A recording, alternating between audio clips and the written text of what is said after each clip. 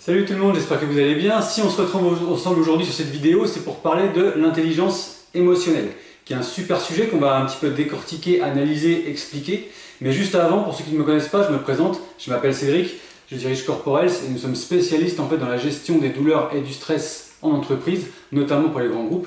Et c'est par ce biais-là en fait que régulièrement je donne des conseils, des astuces, des exercices pour réduire justement ces fameuses douleurs, ces fameuses TMS et ce stress qui peuvent vous polluer un petit peu la vie, que ce soit au bureau ou en télétravail, parce qu'effectivement, c'est vrai qu'avec le stress un petit peu ambiant, le télétravail, on est parachuté un petit peu comme ça, qu'on n'a pas forcément le matériel et la formation pour s'installer correctement, les douleurs malheureusement sont un petit peu exacerbées. Donc pour en revenir justement à l'intelligence émotionnelle, j'avais vraiment envie de parler de ce sujet avec vous, parce qu'en fait c'est un sujet qui est connu, bien que récent, mais qui n'est pas assez utilisé, je trouve, en fait, en entreprise, que ce soit au niveau des managers, ou des équipes. Et ça c'est super dommage parce que tout le monde y trouve son compte et ça fait vraiment avancer le schmilblick parce qu'en fait elle permet d'augmenter la cohésion d'équipe, la productivité, mais aussi en fait de réduire considérablement le stress. En fait cette intelligence émotionnelle a été établie à peu près selon trois principaux modèles, celui de Salovey et Meyer en 90, puis celui de Goldman en 95, qui s'articule d'ailleurs autour de 5 axes principaux. Le premier axe en fait c'est la conscience de soi, la capacité aussi à comprendre ses émotions, l'autorégulation, la motivation interne, l'empathie et les aptitudes sociales.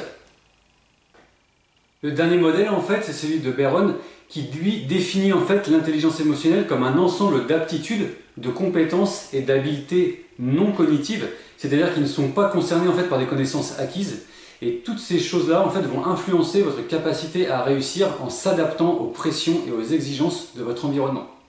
En fait, pour lui, l'intelligence émotionnelle et l'intelligence en fait cognitive sont aussi importantes l'une que l'autre quant à l'intelligence globale, générale d'une personne.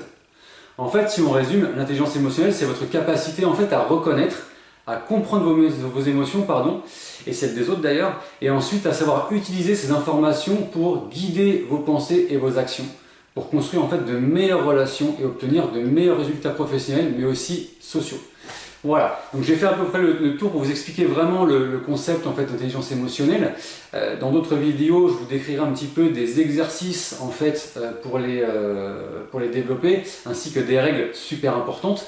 Donc en attendant, n'hésitez pas à vous abonner à notre chaîne en cliquant sur le bouton en bas à droite de l'écran. N'hésitez pas non plus à liker ou à partager cette vidéo si vous pensez qu'elle peut aider des personnes qui peuvent trouver ça intéressant. Et n'hésitez pas non plus à commenter, à nous faire part de vos expériences, car c'est toujours en fait intéressant d'avoir différents sons de cloche. Voilà, on a fait un petit peu le tour de tout ce que je voulais vous dire.